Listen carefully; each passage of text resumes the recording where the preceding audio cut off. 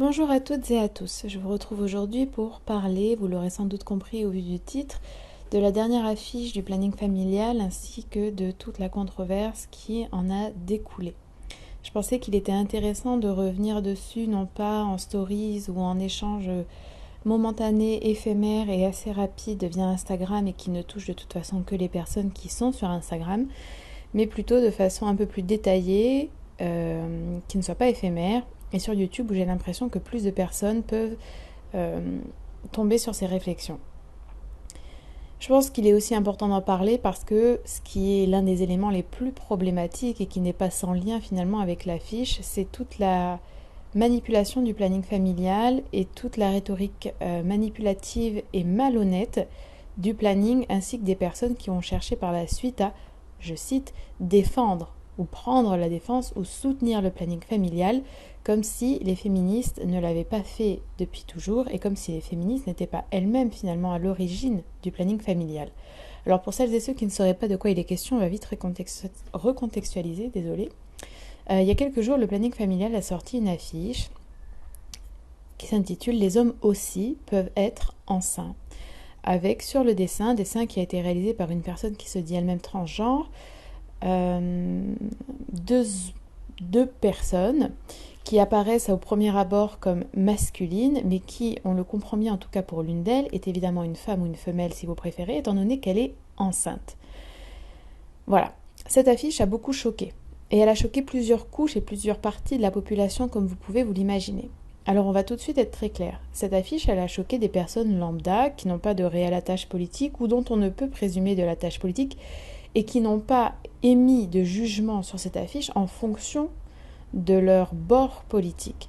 Je pense que les personnes qui sont un petit peu trop sur les réseaux et qui sont un peu trop dans cette idée de fascisme à tous les coins de rue et de pureté militante oublient un petit peu qu'une grande partie de la population française n'a pas de réelle conviction politique déterminée en fonction de partis et que c'est des personnes qui réagissent tout simplement avec leur bon sens et que cette partie-là de la population, bien évidemment, quand on lui dit des hommes aussi peuvent être enceints, savent très bien que ce n'est pas vrai et sont donc choqués du fait que le planning familial, qui est un organisme qui a vocation à aider surtout bien évidemment les jeunes filles à avoir accès à des moyens de contraception ou à l'avortement quand elles ne le peuvent pas, par exemple à cause d'une famille conservatrice, à cause de problèmes financiers ou autres, puissent proférer de telles insanités, de telles idioties et de tels mensonges biologiques, scientifiques, naturels, tout simplement.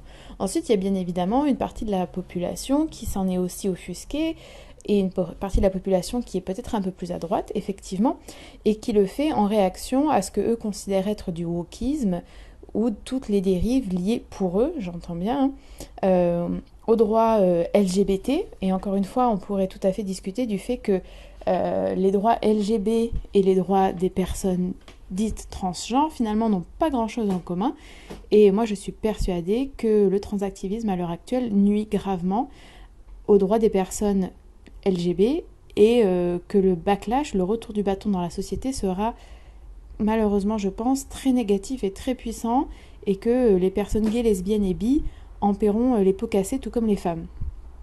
Donc ces personnes-là se sont aussi offusquées, c'était notamment au point de vue politique, des personnes qui sont à droite, voire très à droite, qui ne manquent pas une seule occasion, bien évidemment, de mettre tout le monde dans le même panier, c'est-à-dire féminisme, transactivisme, droits des personnes LGB comme je l'ai dit, mais aussi lutte antiraciste, etc. Bref, tout ce qui ne correspond en fait à une vision très patriarcale, très conservatrice, très nationaliste de la politique et de la société, tout cela est bien évidemment critiqué par eux.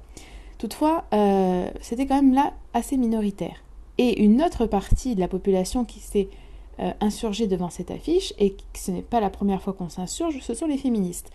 Alors on devrait rajouter sans doute les féministes radicales, mais en fait au point où on en est, moi j'ai envie de dire que si des femmes qui se disent féministes ne se rendent pas compte du problème qu'il y a à ce que le planning familial communique de cette façon-là et altère la réalité biologique et mente à ce point, pour moi, ce ne sont pas des féministes, point barre. Je sais que c'est quelque chose qui est très controversé, qu'on n'est pas censé dire qui est féministe, qui n'est pas féministe, de même qu'on n'est pas censé dire les vrais féministes. Je ne suis pas en train de dire que toutes les féministes doivent penser comme moi, mais je suis en train de dire qu'on ne peut pas être féministe à partir du moment où on ne reconnaît pas les réalités biologiques et à partir du moment où, de fait, on ne peut même pas considérer qu'il y a une classe femme qui est reliée par une existence biologique commune, qui ne doit pas être identique pour chaque femme, mais qui est quand même basée sur notre sexe, sexe d'où découlent nos oppressions. Voilà. Et donc nous, féministes, on s'est bien évidemment insurgés contre cette affiche du planning. Alors pourquoi ? Je pense que certaines personnes se disent, mais bon, écoutez, laissons faire les gens ce qu'ils veulent, chacun fait ce qu'il veut de son côté, chacun et chacune fait ce qu'il veut, etc.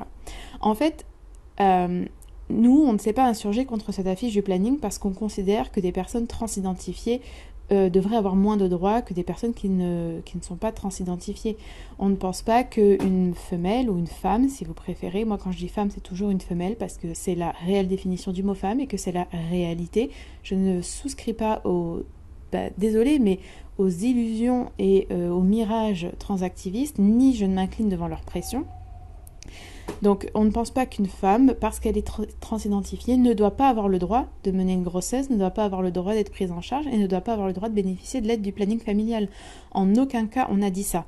On ne s'oppose pas non plus au planning familial parce qu'en fait on est réactionnaire, conservatrice et qu'on souhaite que prostitution, n'importe quoi moi, que la contraception soit indisponible, que l'IVG soit bien évidemment remaniée et limitée. C'est à l'encontre des convictions féministes, et ces féministes matérialistes et ces féministes radicales, ces féministes qui s'opposent au transactivisme, c'est celles qu'on voit le plus militer et de façon la plus engagée contre les personnes qui souhaitent limiter l'IVG, qui souhaitent limiter l'accès à la contraception, qui souhaitent s'immiscer dans le rapport des femmes avec leur propre corps. Donc c'est vraiment des accusations très injustes.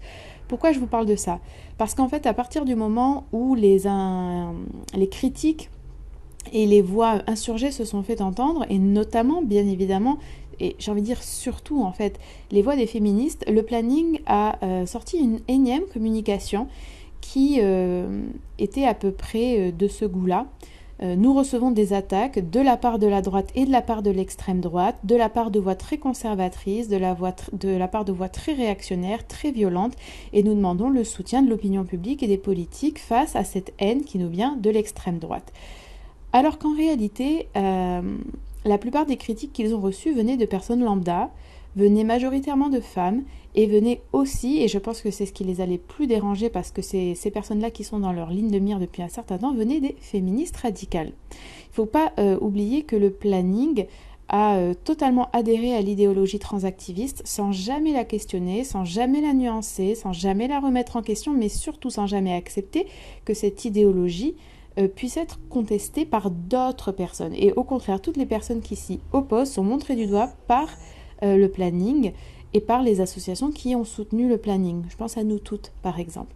Donc là, vous voyez bien qu'il y a vraiment une énorme malhonnêteté à ne pas reconnaître que des personnes qui s'opposent en fait à cette idéologie-là, qui ne sont pas d'accord avec le fait que le planning communique sur les hommes enceints, eh bien c'est tout à fait malhonnête de dire que toutes ces personnes-là sont en fait d'extrême droite et ne pas voir que ce sont des personnes lambda, des personnes qui ne veulent pas oublier la science au profit d'idéologies qui reposent sur des croyances, qui reposent sur un mal-être psychiatrique avéré, qui reposent sur le bon vouloir individuel et très égocentré de personnes qui, certaines sont malades, certaines ne le sont pas, et d'autre part aussi des critiques venant tout simplement de féministes radicales qui considèrent que le corps est une réalité, comme en fait toutes les personnes sensées, et qui considèrent à juste titre, et les faits le prouvent, que notre réalité biologique est celle qui nous relie toutes entre femmes, et pas un sentiment d'être femme, et pas une tenue, et pas une coupe de cheveux,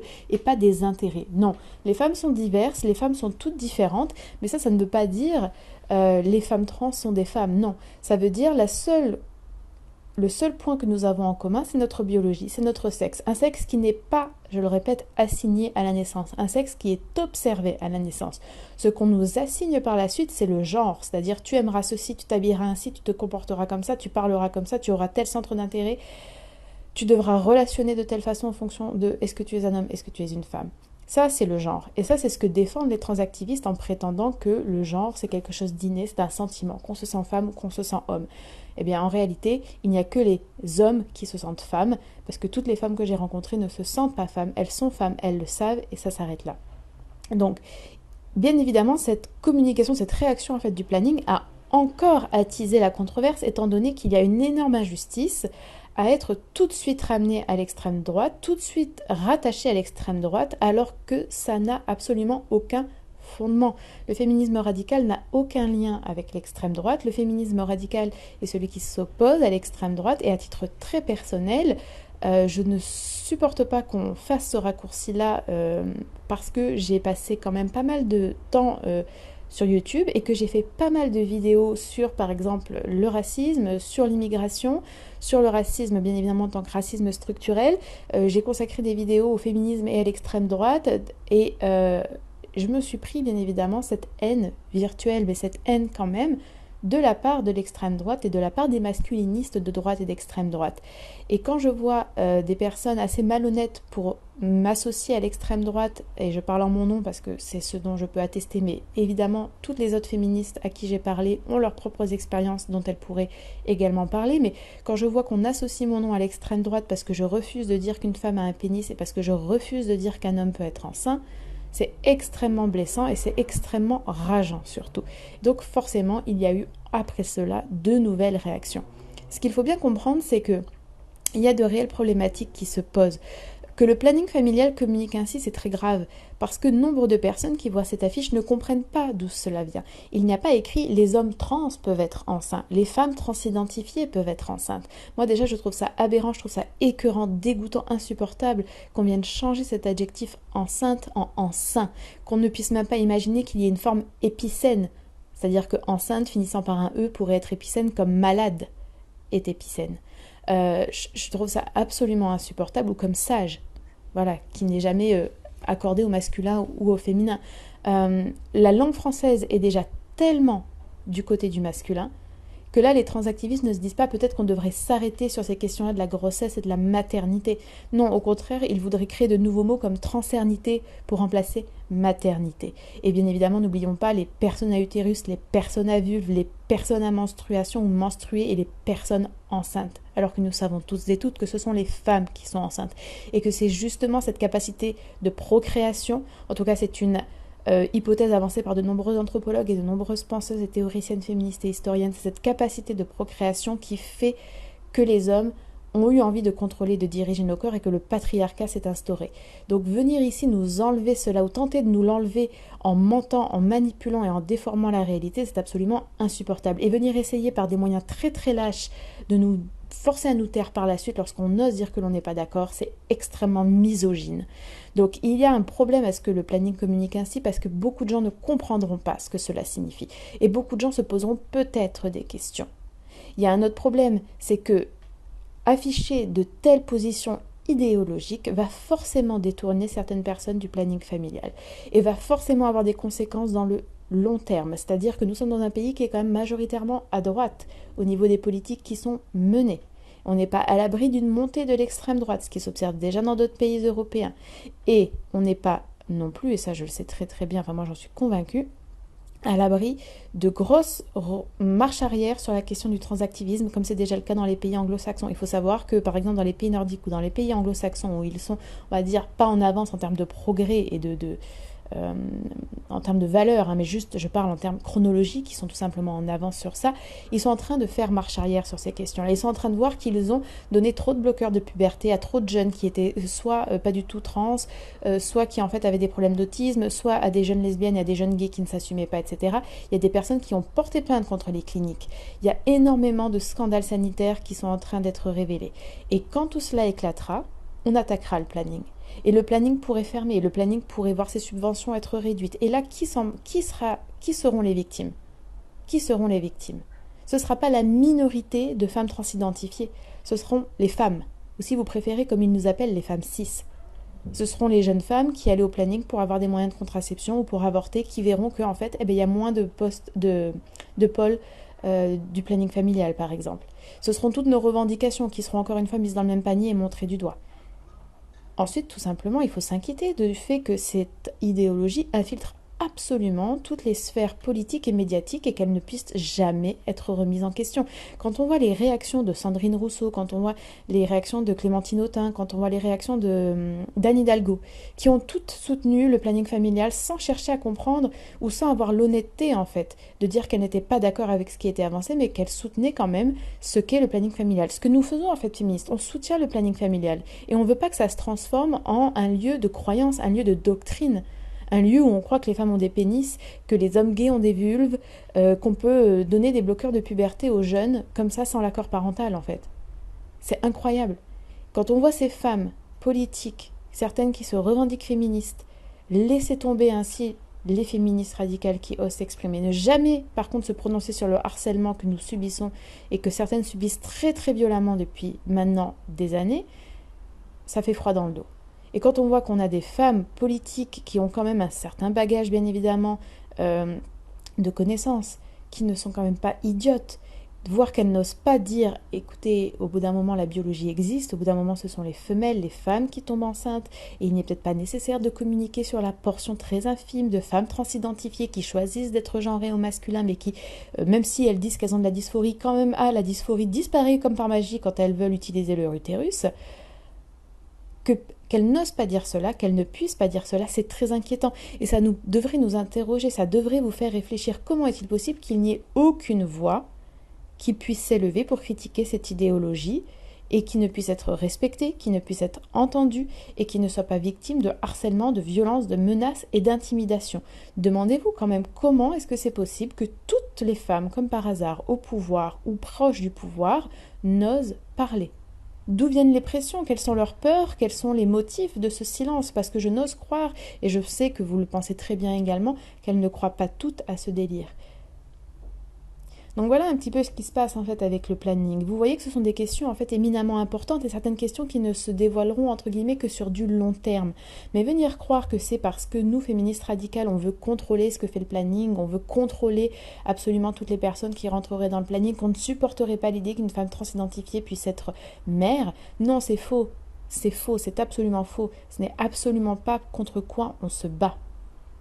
Et quand il y a des personnes qui viennent d'un coup commencer à parler de la maternité. Le transactivisme ne s'est jamais occupé des questions de la maternité, ne s'est jamais occupé des questions de la grossesse. Ce sont les féministes qui se battent depuis toujours pour le droit à l'IVG, pour le droit à la contraception, mais pas que ça, aussi contre les violences gynéco et obstétricales, contre l'injonction à être mère, contre la non-reconnaissance des dépressions postpartum, de la charge mentale qui suit à un accouchement et à l'arrivée d'un enfant. Ce sont les féministes qui se battent contre ça depuis toujours. Et quand les féministes commencent à dire « nous ne sommes pas d'accord avec tout ce qui se fait, nous ne sommes pas d'accord avec ces utilisations terminologiques absolument erronées et trompeuses », peut-être qu'il faudrait avoir au moins le courage et la décence de les écouter.